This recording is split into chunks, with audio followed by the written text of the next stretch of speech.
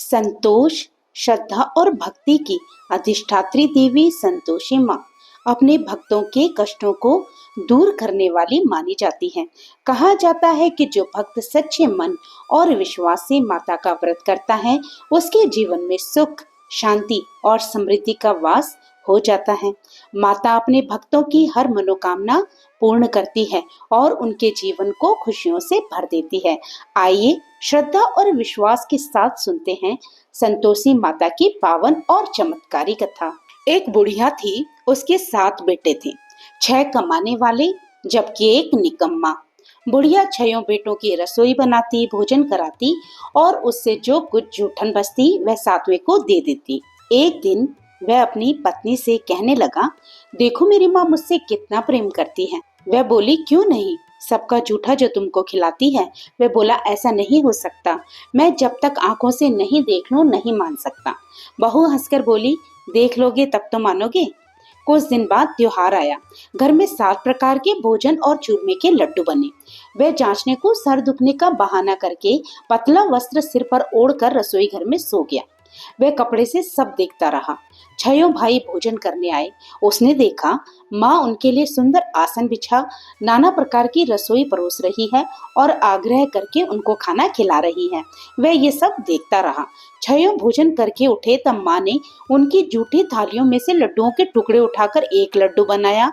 जूठन साफ कर बुढ़िया माँ ने उसे पुकारा, बेटा तेरे 6 भाई भोजन कर गए, अब तू बाकी है, उठ तू भी खा ले। वह कहने लगा, माँ मुझे भोजन नहीं करना, मैं अब परदेश जा रहा हूँ। माँ कहने लगी, कल जाता हो तो आज चला जा। वह बोला, हाँ आज ही जा रहा हूँ। ये कहकर वह घर से निकल गया। चलते समय उसे अपनी पत्नी की याद आई। वह गौशाले में कंडे थाप रही थी। वह वहां जाकर बोला, हम जाएं परदेश, आएंगे कुछ काल, तुम रहियो संतोष से धर्म अपनो पाल। तो उसकी पत्नी कहने लगी, जाओ पिया आनंद से हमारी सोच हटाए, राम भरोसे हम रहें ईश्वर तुम्हें सहाय। 2 निशानी आपने देख धरो मैं धीर, सुधी मत हमारी बिसारियो रखियो मन गंभीर। तो वह बोला, मेरे पास तो कुछ नहीं है, ये अंगूठी है, इसे ले ले और अपनी निशानी भी मुझे कुछ दे दे। तो वो कहने लगी, मेरे पास क्या है, ये गोबर का हाथ है। और ये कहकर उसने अपने हाथों की थाप अपने पति की शर्ट पर लगा दी। वह चल दिया। चलते चलते दूर देश में पहुंचा। वहां एक साहूकार की दुकान थी। वहां जाकर वह कहने लगा, भाई मुझे नौकरी पर रख लो। साहूकार को जरूरत थी, बोला रह जा। लड़के ने पूछा, तनख्वाह क्या दोगे? साहूकार ने कहा, काम देखकर दाम मिलेंगे। साहूकार की नौकरी मिली। वह सुबह 7 बजे से 10 बजे तक नौकरी बजाने लगा। कुछ दिनों में दुकान का सारा लेन देन, हिसाब किताब, ग्राहकों को माल बेचना, सारा काम करने लगा। साहूकार के 7-8 नौकर थे। वह सब इसका काम देखकर चक्कर खाने लगे कि ये तो बड़ा होशियार बन गया। सेठ ने भी काम देखा और 3 महीने में ही उसे आधे मुनाफे का हिस्सेदार बना दिया। वह कुछ वर्षों में ही नामी सेठ बन गया और मालिक सारा कारोबार उस पर छोड़कर विदेश चला गया। इधर उसकी पत्नी को सास ससुर बहुत दुख देने लगे। सारी गृहस्थी का काम करा के उसे लकड़ी लेने जंगल में भेजते। इस बीच घर के आटे से जो भूसी निकलती उसकी रोटी बनाकर उसके लिए रख दी जाती और फूटे नारियल की नारियल में पानी दिया जाता। एक दिन वह लकड़ी लेने जा रही थी। रास्ते में बहुत सी औरतें संतोषी माता का व्रत करती हुई उसको दिखाई दी। वह वहां खड़ी होकर कथा सुनने लगी और उसने पूछा, बहनों तुम किस देवता का व्रत करती हो और उसके करने से तुमको क्या फल मिलता है? यदि तुम इस व्रत का विधान मुझे समझाकर कहोगी तो मैं तुम्हारा बड़ा एहसान मानूंगी। तब उनमें से एक स्त्री बोली, सुनो, ये संतोषी माता का व्रत है। इसको करने से निर्धनता, दरिद्रता का नाश हो जाता है और जो कुछ भी मन में कामना हो वह सब संतोषी माता की कृपा से पूरी हो जाती है। तब उसने इस व्रत की विधि पूछी। वह भक्तनी स्त्री कहने लगी, 1.25 आने का गुड़ चना लेना, इच्छा हो तो 5.25 आने का लेना या 1.25 रुपए का भी सहूलियत के अनुसार से ले लेना। बिना परेशानी व श्रद्धा प्रेम से जितना भी बन पड़े समाया लेना। प्रत्येक शुक्रवार को निराहार रहकर कथा सुनना। इसके बाद क्रम टूटे नहीं, लगातार नियम का पालन करना। सुनने वाला अगर कोई न मिले तो घी का दीपक जला उसके आगे या जल के पात्र को सामने रखकर कथा कहना। जब तक तुम्हारा कार्य सिद्ध न हो तब तक नियम का पालन करना और कार्य सिद्ध हो जाने के बाद व्रत का उद्यापन करना। 3 मास में ही माता फल पूरा करती है। यदि किसी के ग्रह खोटे भी हों तो माता वर्ष भर में कार्य सिद्ध करती है। फल सिद्ध होने पर उद्यापन करना, बीच में नहीं। उद्यापन में 2.5 सेर आटे का खाजा तथा इसी परिमाण से खीर तथा चने का साग करना। 8 लड़कों को भोजन कराना। जहां तक मिले देवर जेठ भाई बंधु के हों, ना मिले तो रिश्तेदारों और पास पड़ोसियों को बुलाना, उन्हें भोजन करा यथाशक्ति दक्षिणा दे माता का नियम पूरा करना। उस दिन घर में खटाई न खाना। रास्ते में उसने लकड़ी का बोझ बेच दिया और उन पैसों से गुड़ चना ले माता के व्रत की तैयारी करके आगे चली और सामने मंदिर देखकर लोगों से पूछने लगी, ये मंदिर किसका है? सब कहने लगे, संतोषी माता का मंदिर है।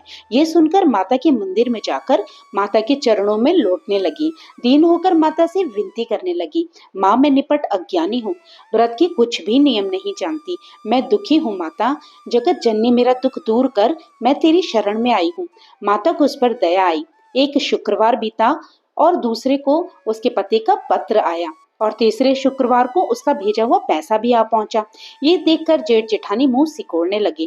लड़के ताने देने लगे कि काके के पास पत्र आने लगे, रुपया आने लगा, अब तो काके की खातिर बढ़ेगी। बेचारी सरलता से कहती, भैया कागज आवे रुपया आवे, हम सबके लिए अच्छा। ऐसा कहकर आंखों में आंसू भरकर संतोषी माता के मंदिर में आकर माँ के चरणों में गिरकर रोने लगी। माँ मैंने तुमसे पैसा कब मांगा है? मुझे पैसों से क्या काम है? मुझे तो अपने सुहाग से काम है, मैं तो अपने स्वामी के दर्शन मांगती हूँ। तब माता ने प्रसन्न होकर कहा, जा बेटी, तेरा स्वामी शीघ्र ही वापस आएगा। ये सुनकर खुशी से बावली होकर घर में जाकर काम करने लगी। अब संतोषी माँ ने विचार किया, इस भोली पुत्री को मैंने कह तो दिया कि तेरा पति आएगा, लेकिन कैसे? वह तो सपने में भी इसको याद नहीं करता। उसे याद दिलाने के लिए मुझे ही जाना पड़ेगा। इस तरह माता संतोषी उस बुढ़िया के बेटे के स्वप्न में जाकर प्रकट हो गई और कहने लगी, साहूकार के बेटे सो रहा है या जागता है? वह कहने लगा, माता सोता भी नहीं जागता भी नहीं, कहो क्या आज्ञा है? माँ कहने लगी, तेरे घर बाहर कुछ है कि नहीं? वह बोला, मेरे पास तो सब कुछ है, माँ बाप है, बहू है, और क्या चाहिए? माँ कहने लगी, भोले बेटे, तेरी बहू तुझे याद करती है, वह घोर कष्ट उठा रही है, तू उसकी परेशानी को दूर कर, वो तेरे लिए तरस रही है, तू उसकी सुध ले। वह बोला, हाँ माता, मुझे ये सब मालूम है, परंतु जाऊं तो जाऊं कैसे?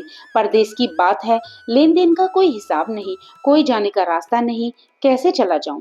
माँ कहने लगी, मेरी बात मान, सवेरे नहा धोकर संतोषी माता का नाम ले, घी का दीपक जला दंडवत कर दुकान पर जा बैठ। देखते ही देखते सारा लेन देन झुक जाएगा, जमा का माल बिक जाएगा, सांझ होते होते धन का भारी ढेर लग जाएगा।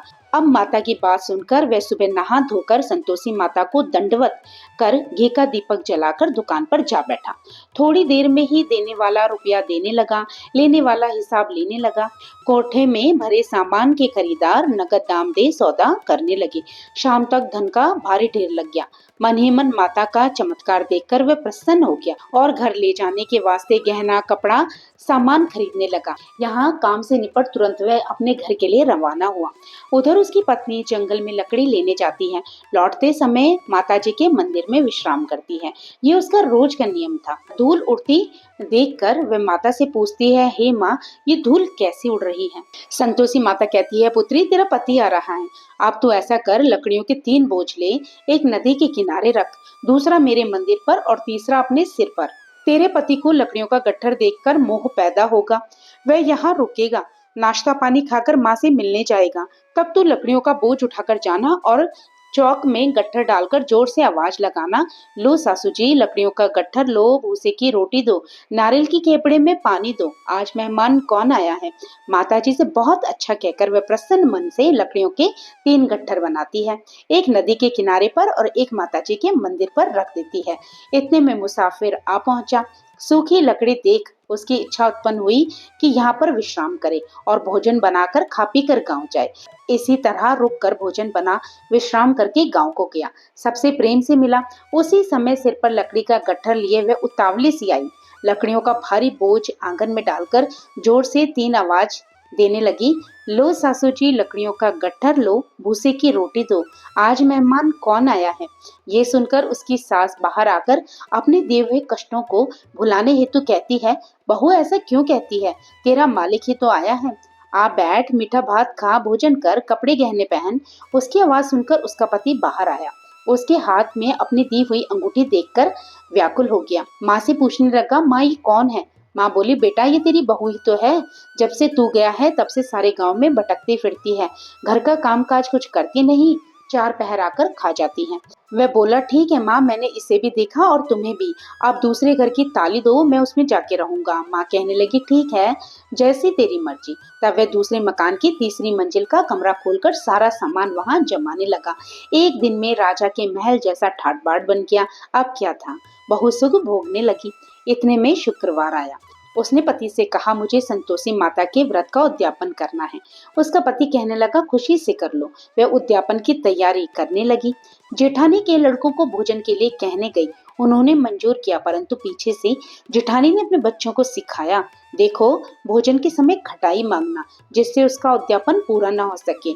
लड़के जीवने आए, खीर खाना पेट भर खाया, परंतु बाद में खाते ही कहने लगे, हमें खटाई दो, खीर खाना हमको नहीं भाता, देखकर अरुचि होती है। वह कहने लगी, भाई खटाई तो किसी को नहीं मिलेगी, ये तो संतोषी माता का प्रसाद है। लड़के उठ खड़े हुए, बोले, पैसा लाओ। भोली बहू को कुछ पता नहीं था, उसने झट से पैसे दे दिए। लड़के उसी समय हट करके इमली खटाई लेकर खाने लगे। ये देखकर बहू पर माताजी का कोप हो गया। राजा के दूत उसके पति को पकड़कर ले गए। जेठ जेठानी मनमाने वचन कहने लगे, लूट लूट कर धन इकट्ठा करके लाया है, अब सब मालूम पड़ जाएगा जब जेल में मार खाएगा। बहू को ये सब सहन नहीं हुआ। रोती हुई माताजी के मंदिर में गई और कहने लगी, हे माता, तुमने ये क्या किया? हंसाकर अब भक्तों को रुलाने लगी। माता बोली, बेटी, तूने उद्यापन करके मेरा व्रत भंग किया। वह कहने लगी, माँ, मैंने कुछ अपराध नहीं किया, मैंने तो भूल से लड़कों को पैसे दे दिए थे, मुझे क्षमा करो, मैं तुम्हारा उद्यापन फिर से करूंगी। माँ बोली, अब की बार भूल मत करना। उसने जवाब दिया, अब भूल नहीं होगी माँ, अब बताओ कि मेरे पति कैसे आएंगे? तो माँ कहने लगी, जा, तेरा पति तुझे रास्ते में ही आता मिलेगा। वह निकली और रास्ते में उसे अपना पति मिला। वह पूछने लगी, कहाँ गए थे? तो उसने जवाब दिया, इतना धन जो कमाया है उसका टैक्स राजा ने मांगा था, वह भरने गया था। वह प्रसन्न होकर बोली, भला हुआ, अब घर चलो। कुछ दिन बाद फिर से शुक्रवार आया। वह बोली, मुझे फिर माता को उद्यापन करना है। पति ने कहा, कर लो। बहू फिर जेठ के लड़कों को बुलाने के लिए कहने गई।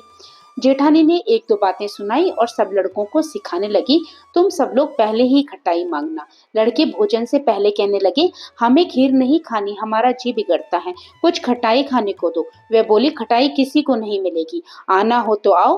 वह ब्राह्मण के लड़के लाकर उनको भोजन कराने लगी। यथाशक्ति दक्षिणा की जगह एक एक फल उन्हें दिए। संतोषी माता इससे प्रसन्न हुई। माता की कृपा होते ही 9वें महीने में उसके चंद्रमा के समान सुंदर पुत्र हुआ। पुत्र को पाकर प्रतिदिन माताजी के मंदिर में वह जाने लगी।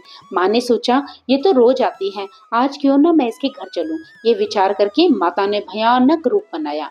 गुड़ चने से सना मुंह, ऊपर सूंड के समान होंठ, उस पर मक्खियां भिन भिन कर रही थी। देहली पर पैर रखते ही उसकी सास चिल्लाई, देखो री, कोई चुड़ैल डाकिन चली आ रही है, लड़कों इसे भगाओ, नहीं तो किसी को खा जाएगी। लड़के भगाने लगे, चिल्लाकर खिड़की बंद करने लगे। बहू रोशनदान में से देख रही थी। प्रसन्नता से पगली बन चिल्लाने लगी, आज मेरी माता मेरे घर आई है। वे बच्चे को दूध पिलाने से हटा देती है। इतने में उसकी सास को गुस्सा आ जाता है और वह कहती है, क्या उतावली हुई है, बच्चे को क्यों पटक दिया? इतने में माँ के प्रताप से लड़के ही लड़के नजर आने लगते हैं। वे अपनी सास से कहती है, माँ, मैं जिसका व्रत करती हूँ ये वही संतोषी माता है। सबने माता के चरण पकड़ लिए और विनती कर कहने लगी, हे माता, हम मूर्ख हैं, अज्ञानी हैं, तुम्हारे व्रत की विधि हम नहीं जानते, व्रत भंग कर हमने बड़ा अपराध किया। हे जगन माता, आप हमारा अपराध क्षमा करो। इस प्रकार माता प्रसन्न हुई और सबको अभय दान दिया।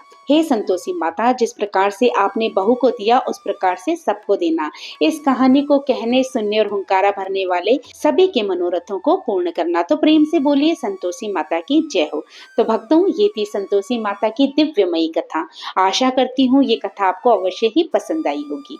पसंद आई हो तो लाइक कीजिएगा, और अगर आप मेरे चैनल पे नए हो तो इसी प्रकार की कथाओं को आगे भी सुनने के लिए प्लीज मेरे चैनल को सब्सक्राइब करना मत भूलिएगा। तो फिर प्रभु का नाम लेते रहिए और पुण्य के भागी बनते रहिए। जय श्री कृष्ण, राधे राधे।